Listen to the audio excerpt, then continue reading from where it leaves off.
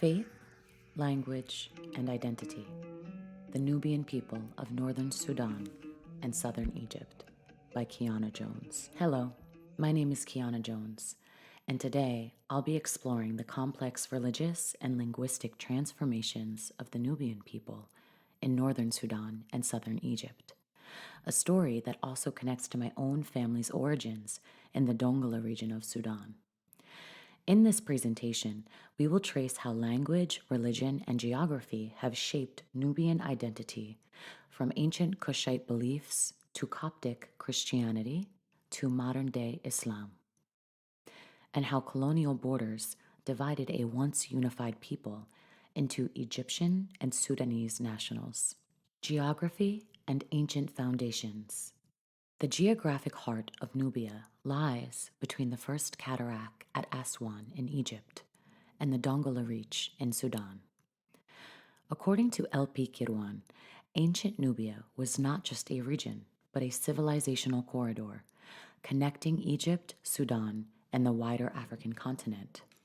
Kingdoms such as Girma, Nebta, and Meroe developed along the Nile's fertile banks, creating one of the earliest and longest-lasting cultures in Africa.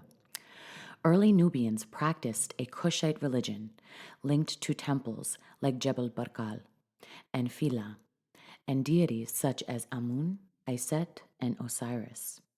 Deities which represented the cycle of life, death, and renewal. This Nubian Amun faith blended reverence for the Nile's fertility with a royal theology that linked divine favor and kingship. Kings such as Taharak built monumental temples and altars dedicated to Amun, not merely as political acts, but as expressions of cultural identity and local devotion. The arrival of Christianity and transition to Islam. By the 6th century CE, however, Christianity began to spread throughout Nubia, creating the three Christian kingdoms of Nobecha, Makuria, and Aloja, each building on these earlier traditions rather than replacing them entirely. Each was ruled by monarchs who converted to Coptic Christianity under Byzantine and Egyptian influence.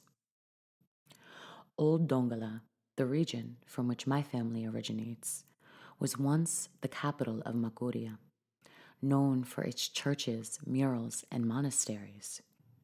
Over time, the influence of Arabic and Islam spread via trade, intermarriage, and scholarship, rather than just outright conquest. By the 14th and 15th centuries, Nubia had become predominantly Muslim, and Arabic gradually replaced the Nubian language in education, religion, and governance. For millennia, Nubians spoke the Nubian language, which is part of the Nilo-Saharan family, a linguistic bond that helped hold together their cultural identity. But as Susan Hale observed in her study of Nubians in Khartoum, increasing migration and Arabization created a dual identity. Nubians might speak Arabic in public, but Nubian in private, if at all. Over time, Arabic became dominant as state language, education medium, and religious language. As Gilmore explains, the result was that Nubianness came to depend less on language and more on shared memory and political identity. Today, many Nubians are making efforts to reclaim Nubian as a way to reconnect to their ancestral past, including in communities where my own family carries those echoes. Ethnicity, nationality, and displacement. An important factor in this story is the way that ethnicity and nationality diverged for the Nubians. Historically, Nubians were one people living along the Nile in a contiguous region. With colonial and post-colonial borders, many Nubians found themselves designated as Egyptian and Sudanese. The construction of the Aswan High Dam in the 1960s submerged large swaths of ancestral Nubian villages, forcing relocation and fracturing ancestral geographies. Sociologists Fernia and Kennedy documented this forced resettlement and its deep cultural impact. Today, when I say that a branch of my family became Egyptian while they were originally from Dongola region of Sudan, it reflects this very shift from Nubian territory to national identity defined by new borders. The ethnicity of my family, both Egyptian and Sudanese, remains Nubian. In modern times, Nubian identity is again in flux. In Egypt, writer Hagag Hassan Adul and Idris Ali use Arabic literature to resurrect Nubian heritage, reclaiming Egypt's African heritage as part of what it means to be Egyptian. Language revival movements are underway.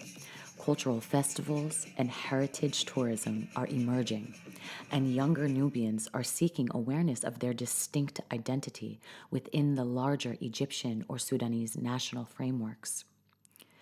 The interplay between ethnicity, language, and religion remains central. The old faith systems, the shift to Islam, the loss of Nubian language, and the border divided identity all continue to shape communities, mine included. Current event, conflict, identity, and displacement in Sudan. The story of Nubia does not end with dams and borders. It lives on in the ongoing human geography of Sudan's current conflict. Since April 2023, the war between the Sudanese armed forces and the Rapid Support Forces has involved ethnic targeted attacks, large-scale displacement, and attacks on civilians. For example, a Human Rights Watch report documented a systemic campaign of violence in West Darfur against non-Arab populations, thousands killed and hundreds of thousands displaced between April and November of 2023. In the region of the Nubian homeland, geographic identity and displacement again interface. As conflict spills over, cultural minorities feel both the legacy of historical marginalization and immediate threat of erasure. Millions across Sudan are displaced, with the International Organization for Migration noting over 14 million displaced as of late 2024. That is roughly 30% of Sudan's entire population. The cultural geography of Nubia reminds us that these aren't abstract wars. They are connected to language loss, religious identity, and territorial belonging. When a community loses its land, language, or faith anchor, the result is not only physical displacement, but cultural dislocation. Conclusion and reflection. The story of Nubia is one of survival, of a people whose faith, language, and geography have been rewritten countless times, yet they remain deeply intertwined with its people. From the sacred temples of Jebel Barkal to the mosques of Aswan, from Nubian prayers to Arabic songs, the Nubian spirit still flows like the Nile itself, connecting generations across borders and across time. Understanding this history reminds us that religion and language are not just markers of belief or speech. They are living maps of belonging, resilience, and identity. In today's world of shifting borders and conflict-driven displacement, the Nubian story teaches us the value of cultural memory.